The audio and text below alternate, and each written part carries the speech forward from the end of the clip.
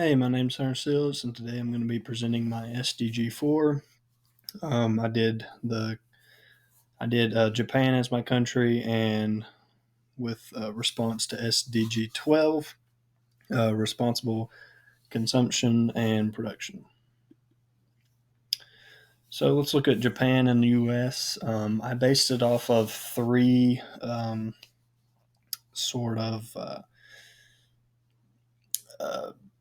things to look at. I found it in a data story. So for the U.S., total metric tons and what type. We have 258 million tons. I think it was 2019. I think it was the year that they ran this. And then you see the percentages there. The biggest one for us being cardboard and paper, 13% plastic, which is a huge one in waste right now, getting a lot of attention.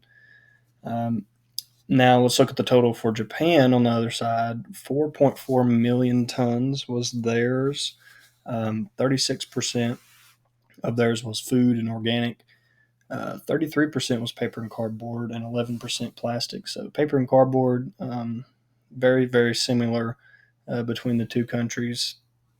It's definitely an area that can be more efficient and garner more attention.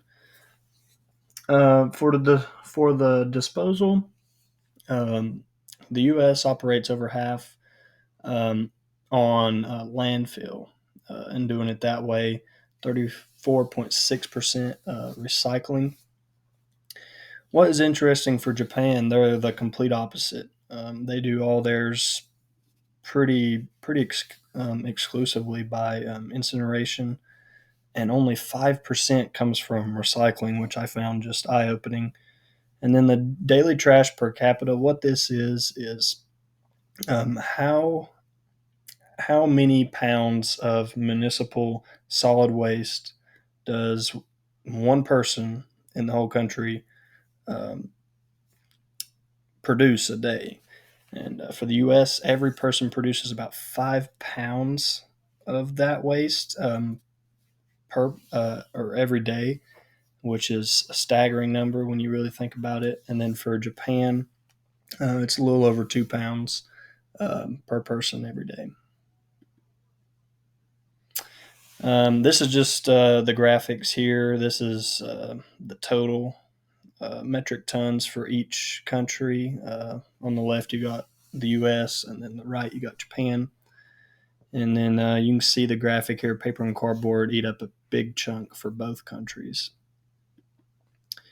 And then this one is the disposal methods. And just, I just still can't believe like 4.9% only for recycling. So Japan really needs to address this and maybe improve it so they can reuse more materials and just rebuild more materials out of, or instead of just completely wasting products. And then here's another graphic show you, and it shows the tons per year, 2019 for Japan, and then pretty much all of Asia here. Some of the worst countries would be China there on the graph or on the graphic, and then the Philippines as well, very very high according to this.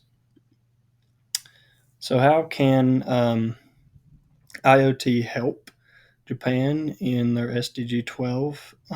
So how can the individual limit waste first? So like an everyday person, how can they limit their waste? And that's by implementing IoT households or smart households with the use of a smart fridge or a smart pantry to, for example, alert you when a certain item is getting ready to go out of date, so you can use it in a recipe, and instead of just throwing it out and contributing to the waste. How can Japan recycle more? They can use AI applications, robotics, next gen imaging for better sorting and maybe identifying what should be recycled to limit their waste.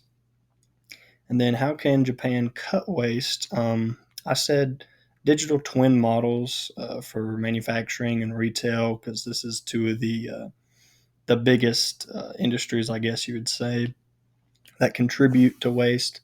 And a digital twin is basically a simulation of where the waste goes in the processes, and this could tell you a lot about where you need to be more efficient, where or areas that aren't working as good, to contribute to SDG 12. Here's my citations. Have a great day.